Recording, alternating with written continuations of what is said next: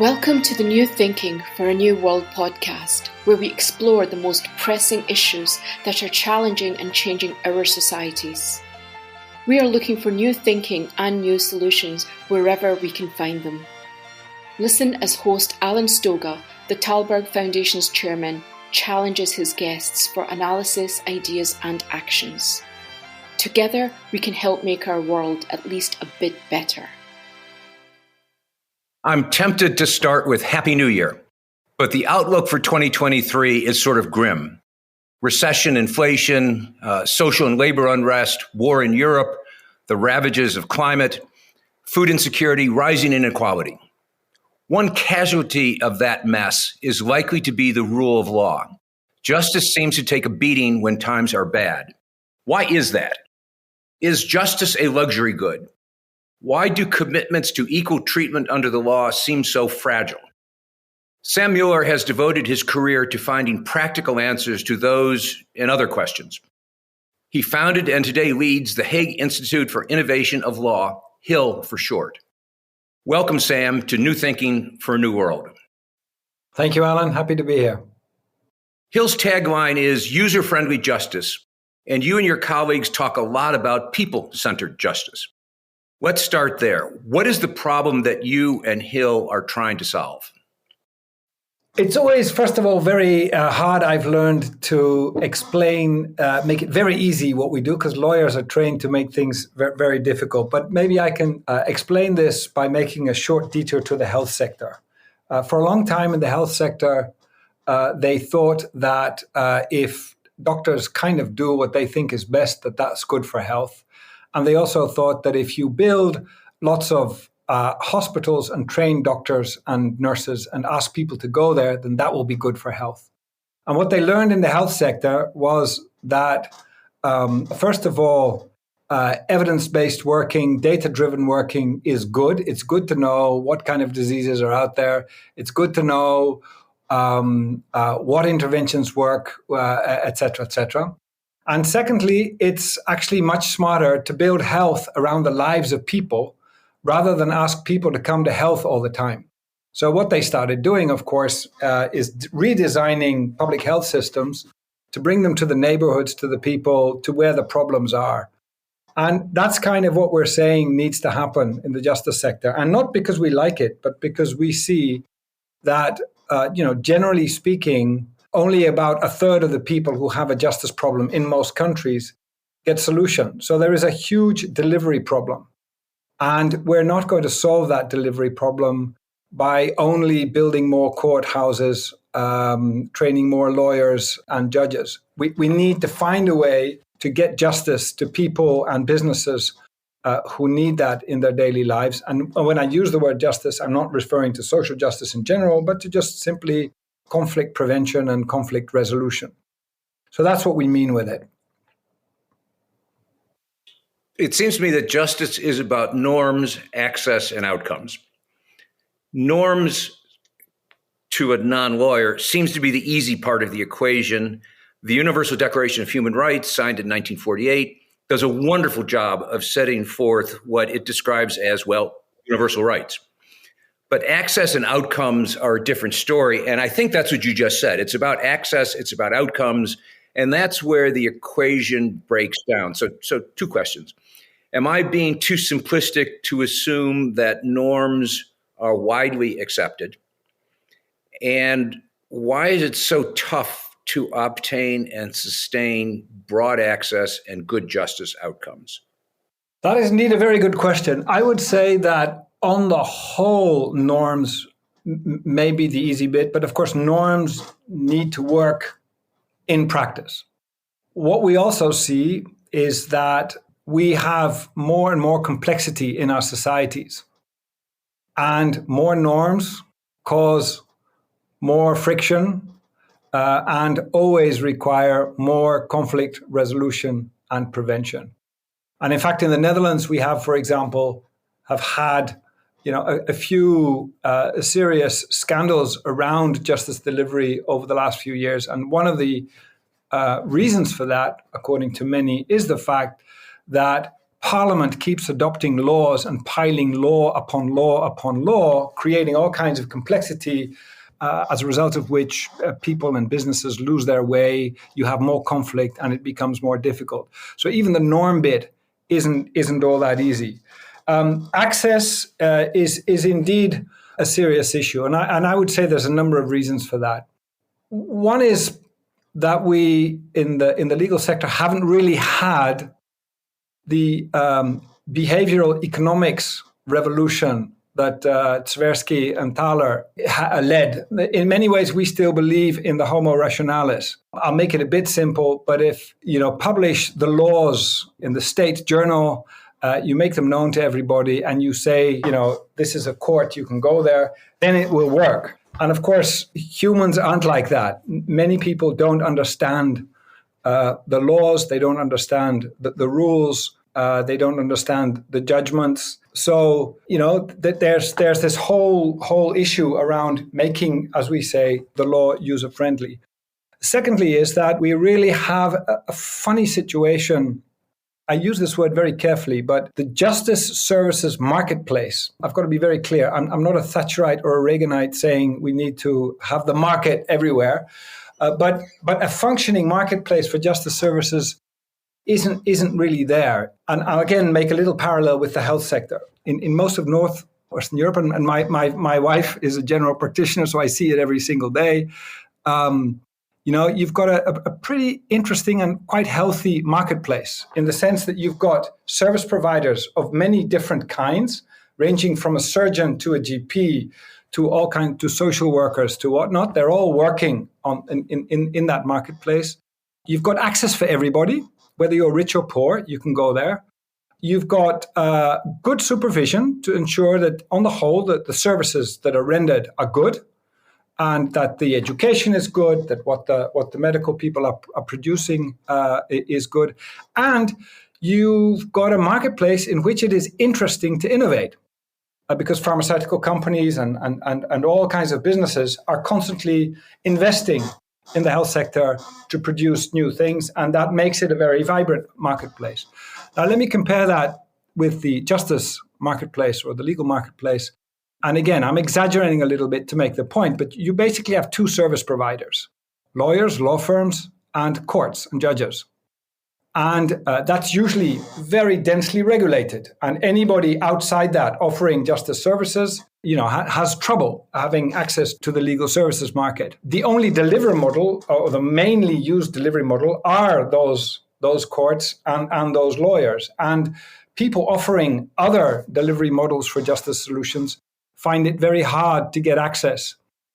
And lastly, we've worked a lot with innovators in the justice sector, and they find it very, very hard to get investment to grow and to really scale. And that's because this market is so rigid.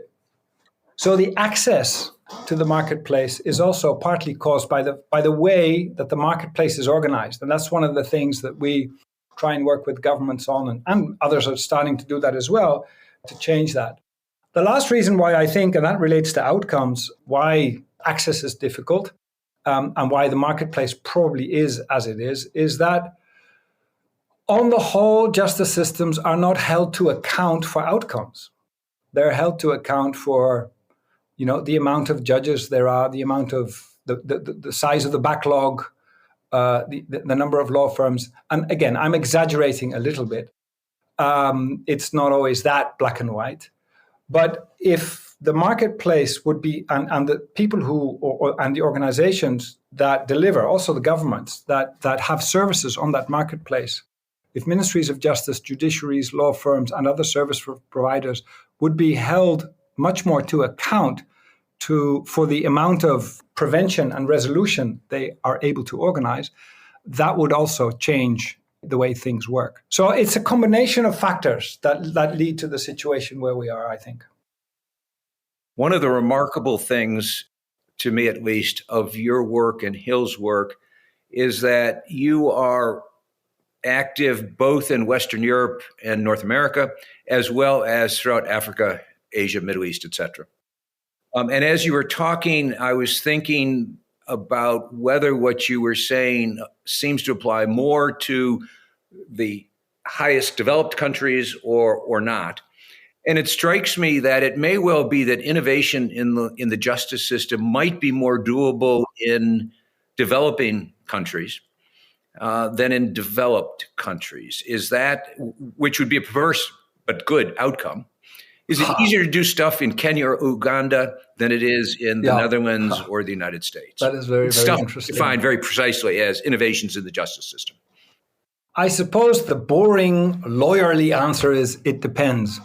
What you do see, and Kenya may be a good example, when in a country like Kenya, which is moving very fast towards middle income, when a country moves towards middle income, you start having a middle class. The middle class wants to buy houses, takes out loans, buys property, leases cars. You can see all the legal complexity slowly happening as you get towards a higher middle class, and then that creates a need to change the justice system to be able to adapt to the growing demand for it.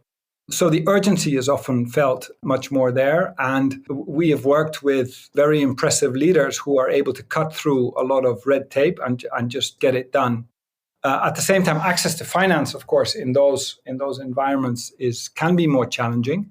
Access to finance could be easier in richer countries. My general experience has been that in some of the developed countries, like in the Netherlands, there are so many interests at stake in the justice sector that change can be a bit hard. In a country like Niger, where we have a really, really good cooperation with the Ministry of Justice, there is a little more scope maybe for a daring justice leader to say, let's go and try this and build a coalition and get it going. You talked about data, and one of the differences between the justice system and the health system is that justice does not tend to collect a lot of data, but HiiL does. And in fact, when we publish this, we'll include a link to the website because people really ought to see the kinds of data that you do collect. What do you do with that data? What does that data tell you? General question, specific question. I noticed there were comparative surveys for Uganda in 2015 and Uganda in 2019. And between those two, over that 4-year period, the percentage of people who took legal action rose from 60% to 80%. And the percent of cases that were resolved went from 40 to 46%. Knowing absolutely nothing about Uganda, at least the legal system, I naively assume that means something good's going on, that there's some progress being made, both in terms of access and outcomes, the two variables that within which you're working. Is that the right read? Is it the data that helps you understand that? Maybe if I could just swing back with an afterthought on your previous question, and that is just to say that I feel increasingly, we experience that we should move away from this idea that it's hugely different what happens in the Netherlands or what happens in many countries in Africa. Many of these legal systems are organized in the same way, and they play out in different environments. But this north-south thing, to a degree, it's relevant. To a degree, we really come across the same fundamentals wherever we work. And I think it's important to say that. Now, to come back to the data. Why do we collect the data? Why did we start doing that? We started doing it out of curiosity, just to say, what do we know about the justice needs of people? What do we know about their journeys to justice and where they work and where they don't work? What do we know about the outcomes they get and the impact that such a dispute, such a conflict would have on them? And we, by the way, didn't invent doing these kinds of services, but we have done them at a fairly large scale. And slowly it became the language with which we talk with the governments and the countries where we work. And it's a very effective language because you're not, and that when I was a UN official, I always found that a bit difficult before I worked for HiiL. Very often as a UN official, I felt I was not always talking evidence-based. B, I was always waving, as a UN, I was always waving my finger at a country for not doing something right. And when you collect data, and we always make sure that we do this together with the people from the country, it's their country, these are their voices. We analyze the data together. Then it's the voices of the people of that country that are talking, that are sharing their experiences. And then that is a really good conversation starter about where you then need to focus your resources, which are often limited. Most ministries of justice, most judiciaries are underfunded, overstretched, overworked. So it's really good to be able to focus. The data helps you formulate outcomes that you will be held to account for and see whether you're actually meeting them. And I always tell the politicians I talk to, the data are also a fantastic way in the end to become very popular, because you can show that something is moving instead of generically talking about justice. And I think you're right. Uganda is one country where, despite a lot of other things that you read in the newspaper, there's a committed group of people that have, in the leadership, and it really goes across the board from the judiciary all the way to a number of really impressive civil society organizations that are starting to think in terms of outcomes and not in terms of outputs, and to define their strategies and where they want to go in terms of outcomes and not in terms of outputs. And that's the change we want to see. If you feel that the world lacks global leaders, please help support the Thalberg Foundation programs. Individual donations are being accepted at thalbergfoundation.org/donate. That's TALLBERG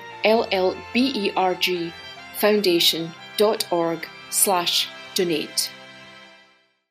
I love the fact that when you and HiiL talk about innovation, you're typically not talking about technology, but rather evolution of systems, of practices, of opportunities, of ways of doing things. That said, I can imagine lots of ways that even simple, ubiquitous technologies like cell phones can be leveraged to improve access and outcomes. Although at the same time, it is also even more obvious that technology creates whole new categories and opportunities for criminals, and not just for criminals, but for conflict, for tensions, new rights associated with that space, the digital space. As you think and as you cope with disruptive technology, what do you most worry about?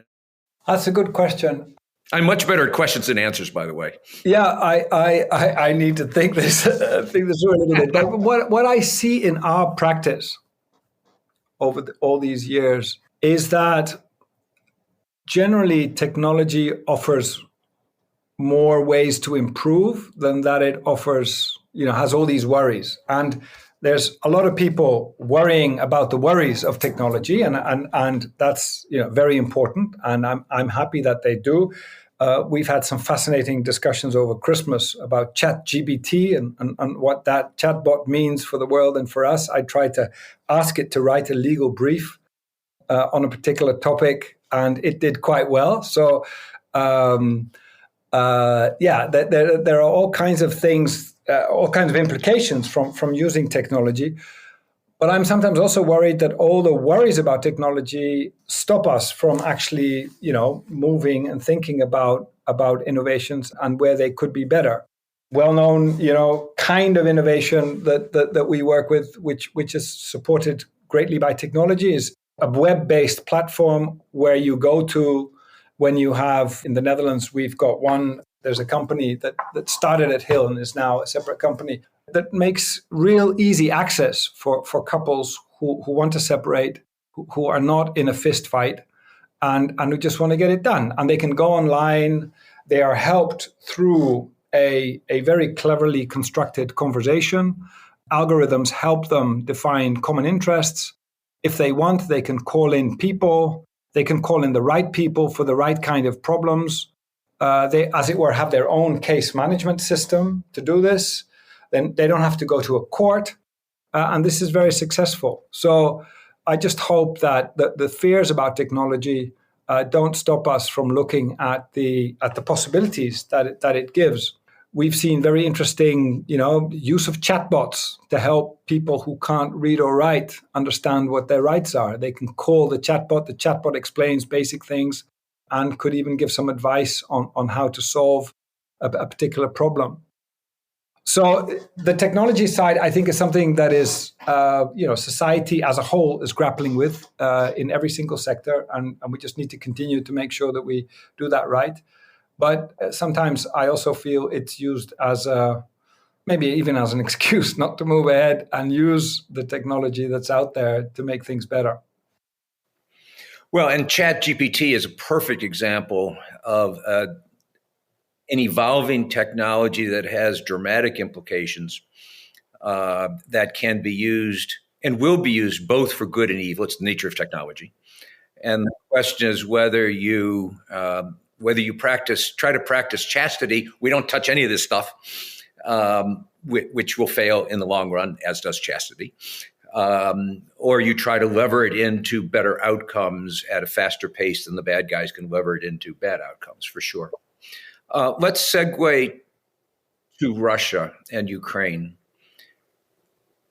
The invasion has brought back, in a real, in-your-face kind of way, the horrors of war to people who thought that war was a thing for history books.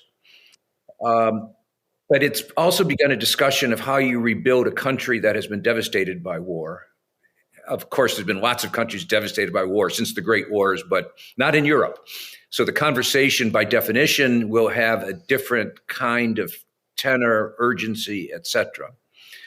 Most of that discussion so far has focused on thinking about the physical infrastructure that has been destroyed.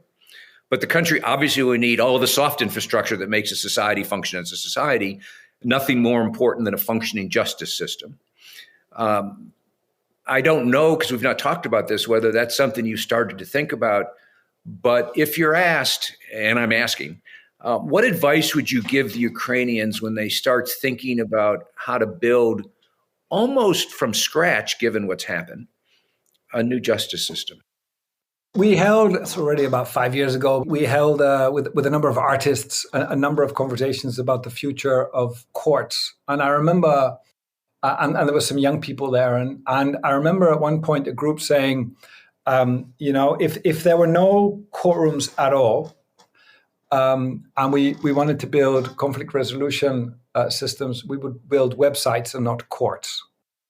But of course, I think you always need a physical space for courts, but and for dispute resolution. But just to give you an idea, I think Ukraine would have the possibility, and we're talking about that in-house as well, almost to leapfrog a lot of things.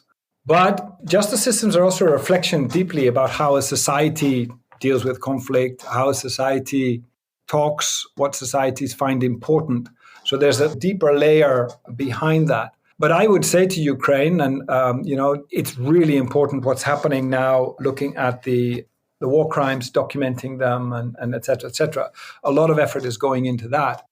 I hope they also spend an effort in thinking about and modernizing the what I call the mundane justice of every day of people and SMEs that need to be organized. And I don't have any data at this moment, but I have, we have been thinking, my God, how many inheritance disputes are there with people that have died that need to be resolved? How many land disputes? How many issues are there around destroyed houses and who owns them and where to live, destroyed companies? I mean, there must be countless legal problems piling up with only a certain capacity to deal with them. I hope when the time comes, we could be also part of trying to leapfrog. The interesting thing about Ukraine is we've worked there before. Before the war, we were quite active there. It's an incredibly tech-savvy society. So there's really smart, very clever people, young people over there doing amazing stuff. I remember a conversation with a guy who was playing around with Bitcoin and had devised a way to create a legal entity. He had a company that wasn't based on any bylaws, but was based on, I used the wrong word, not Bitcoins, was based on the blockchain. So he'd created a legal structure without any law. only through blockchain. And I felt that was Ukraine. I was looking into the future when I saw that. You mentioned the war crimes investigations. And that is a smartphone. That's a consequence of the smartphone. No war in the past that I know of have we had the same real-time documentation of what happens in every war, which are war crimes. And clearly there's a huge push in Ukraine, in Europe, that there will be a war crime tribunal, that something will happen with all these war crimes. And I wonder two things. One, I wonder if that takes priority. Will these other, I think, more important issues in terms of Ukraine's future get resolved? And two, I wonder if the focus on war crimes isn't going to suck the air out of lots of other things that should be done and become this war will end someday. And if the most important thing then is to try the criminals, which whatever that means in practice, I understand the demand for justice, but I wonder if it's the most important thing that ought to dominate. There's a question in there somewhere, I suspect, but. No, there is. My relationship with that question is a tough one, in which I have these internal struggles. As you know, I was very much involved in setting up the International Criminal Court. I worked for the Yugoslav Tribunal. And I've tried to really understand the issue of war crimes trials, also maybe through the eyes of my own family. Both my mother and father suffered in the war, and I tried to look through their eyes, and especially my dad. How important was Nuremberg for him? In at the end of his life, he owned a Volkswagen, even though I was raised very anti-German when I was young. So what happened there, and how important was Nuremberg in making that happen? And I sometimes feel we make it maybe, but I don't have the truth here, but we make it too simple. And we think that if we have these tribunals, then there'll be some easier road to peace and to rebuilding. And I'm not sure about that. I really think that the road to peace and rebuilding and cohesive societies is much more complex than war crimes trials. And sometimes war crimes trials could also be a symbol that is used by countries, either countries themselves or by the international community, to show that they're actually doing something. But it takes much more to get back to peaceful and inclusive societies. And that, to me, is always the goal. I really like the wording that was used. This is Sustainable Development Goal 16. It is about peaceful and inclusive societies. That's what we want to rebuild. And one of the things that led me at the time also to really want to set up something like HiiL, even though when I started I had no idea we would end up where we are now, was also an experience I had in after a visit to the DRC. Where I was really wondering, okay, so we're doing all these war crimes trials, but all around me, I see people who've been kicked off their land, who don't care about war crimes trials. They want their house back. They want the inheritance sorted. They want to know, whether that piece of property is theirs or not, and then they want to move on. That's a really urgent need they have as well. And who's taking care of that? So. I guess my answer is, let's not make it too simple. And I hope that in Ukraine and in all other countries where there is war, there is on the one hand, accountability for war crimes, but there is also a way to deal with conflict resolution in everyday's lives so people can rebuild and slowly move back towards being peaceful and inclusive. Even historically, there is a case that's worth thinking about. Yes, we had Nuremberg for the Nazis. We did not have an analog for the Japanese. There are very few people that were put on trial by MacArthur. And he essentially said, now we're going to focus on rebuilding society, not in solving the crimes of the past. And you have different outcomes, different processes. Let's end by talking a little bit about culture. We've assumed through this conversation, starting with the Universal Declaration, that there are universal rights.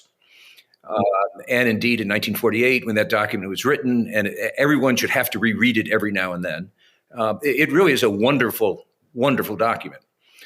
But it's clear in geopolitical terms we're moving in a different direction. We just had the Qatar FIFA World Cup, and we had all of the issues around LGBTQ rights, clear conflict between Western and local approaches to those issues. And that's just one, women's rights, labor rights, you name it. And we live in a world where at least a lot of countries are saying our rights, our rules, our laws, in contrast to the declarations in the Universal Declaration.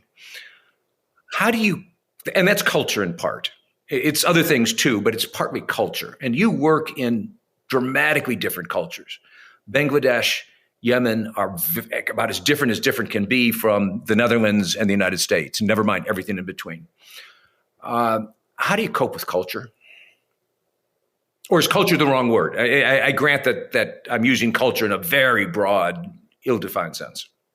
What we've learned is that, each environment is different. Each history is different. I think to myself, when I use the word justice in the Netherlands, or I use the word justice in Kenya, or justice in France, it means slightly different things. That's why we try to also make it more practical, as it were. And I come back to the data-driven, evidence-based approach that we have. People have justice problems around land. And within land, they have, things like land encroachment, neighbor disputes, land grabbing. You can start categorizing also the types of justice problems that people have. And then the approach that we stand for is say, okay, what kind of outcomes would you want to organize around these particular land problems or employment problems? And it's interesting when you in all our surveys and all the data we've collected, we about 70%, 60-70% of the justice problems that people have are about land, employment, family, small crime, neighbor disputes, sometimes money problems, sometimes access to public services. And by, first of all, knowing what those problems are, and secondly, working towards outcomes and best practices to solve those problems, you can do that in every culture. And it doesn't mean to say that the approach in every culture is the same, but whether you're in Bangladesh, Yemen, or the Netherlands, when there is a family dispute between a husband and a wife and they need to separate, generally the outcome that everybody wants is not that there's violence in that procedure, for example. Generally, what they want is a good way to somehow live together, even though they're separating, and that the children are well taken care of. So you can start working with these outcomes, and you can start working with best practices to get these outcomes to people. You can start working about innovation for delivery models that actually get the interventions that work best to the people that need it. And you can start working on an enabling environment to make that happen. And that's a bit of a different approach than this more legalistic philosophical question. And that kind of works. And justice practitioners in every country where we work with get it. And then there could be certain practices that are universal, that kind of work everywhere. There are certain practices that are more, local, and you can then make, in your design, in the way you work, you can adapt that. One thing that we do know, and we see this particularly in the post-colonial setting, sometimes with my African friends, we laugh our heads off about the laws that were adopted in 17th century England or France that somehow found their way into a lot of countries in Africa that are now being applied. Yeah, and have never really been renewed, have never been re-looked at, are not being innovated. They're just being applied. And then the excuse for them not working, people say it's culture. No, it's just they're probably not the right procedures for solving the problem that you want to solve. And let's get together and solve it. Well, you've just made the case for people-centered justice, outcomes justice, for what you guys are doing.